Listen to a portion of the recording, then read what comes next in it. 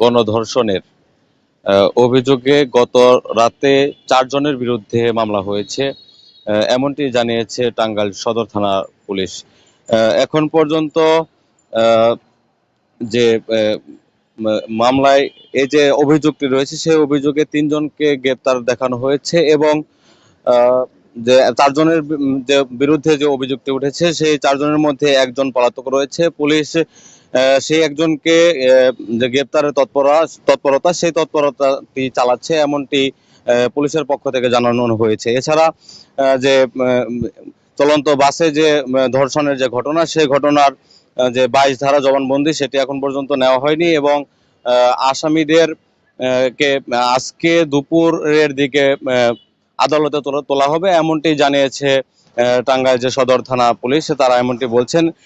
এছাড়া যে মামলার যে হাসপাতালে যে পরীক্ষা নিরীক্ষার যে বিষয়টি সেগুলো প্রক্রিয়াধীন রয়েছে, এমনটি কিন্তু জানিয়েছেন যে হাসপাতালে পরীক্ষা নিরীক্ষার পরে ২২ ধারা জবানবন্দি নেওয়া হবে এবং আসামিদেরকে ১৬৪ ধারা জবানবন্দি নেওয়া হতে পারে, এমনটি কিন্তু জানিয়েছেন। জানিয়ে রাখি, গত বুধবার রাতে ঢাকার সাভারের যে রেডিও কলোনি এলাকায় সেখান থেকে সাভার পরিবহন নামের একটি যে বাস রয়েছে, যাত্রীবাহী বাস, সেই বাসে একটি গৃহবধূ আশুলিয়া যাওয়ার উদ্দেশ্যে সেখানে সে বাসটিতে উঠে এবং সেই বাসে আরো ২ জন যাত্রী ছিল, এমনটি পুলিশ বলছিলেন। যে সেই যাত্রী ২ জন নামার পরে যে ওই গৃহবধূ ভুক্তভোগী যে নারী তাকে সেই গাড়িতে আটকে রাখা হয় এবং বিভিন্ন সড়কে সারা রাত তাকে ঘোরানো হয় এবং সেই বাসের মধ্যে ড্রাইভার, চালক এবং যে হেল্পার কন্ডাক্টর রয়েছেন তারা তাকে ধর্ষণ করে, এমনটি অভিযোগ করেন সেই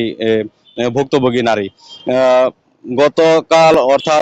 গতকাল বৃহস্পতিবার করটিয়া হাট বাইপাস যে আন্ডারপাস এলাকাটি রয়েছে সেই এলাকাতে এই সাভার পরিবহনের যে বাসটি সেটি ঢাকাগামী লেনের সার্ভিস লেনে উল্টা পথে ঢুকে সেখানে যে ট্রাফিক পুলিশ দায়িত্ব ছিলেন তারা বাসটিকে সন্দেহভাজন ভাবে দাঁড় করালে এবং জিজ্ঞাসাবাদের মাধ্যমে উঠে আসে যে রাতভর যে নারীকে ধর্ষণের যে ঘটনা, সেই ধর্ষণের ঘটনাটি সেখান থেকে উঠে আসে।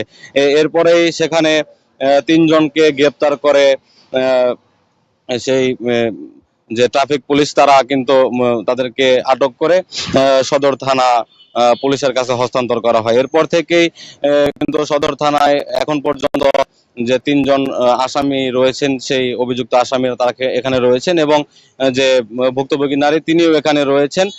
পুলিশ বলছেন যে আজকে দুপুরের নাগাদ তাদেরকে আদালতে পাঠানো হবে এবং যে মামলা সংক্রান্ত যে সকল কার্যক্রমগুলো রয়েছে সেগুলো এখন পর্যন্ত প্রক্রিয়াধীন রয়েছে। এছাড়া আমরা জানিয়ে রাখি, ঢাকা টাঙ্গাইল মহাসড়কে কিন্তু ইতিপূর্বে বাস ডাকাতির ঘটনা এবং নারী শ্লীলতাহানির ঘটনা কিন্তু একাধিকবার ঘটেছে। এর পরবর্তীতে যে এই বাসের মধ্যে চলন্ত বাসে যে ধর্ষণের ঘটনার অভিযোগটি উঠেছে, এই ঘটনার পর থেকে কিন্তু ঢাকা টাঙ্গাইল মহাসড়কে যে সকল নারী যাত্রীরা রয়েছেন তারা কিন্তু অনেকটা আতঙ্কে রয়েছেন। এছাড়া বিভিন্ন সুশীল সমাজ কিন্তু তারা বলছেন যে এরকম ঘটনা বারবারই ঢাকা টাঙ্গাইল মহাসড়কে ঘটছে।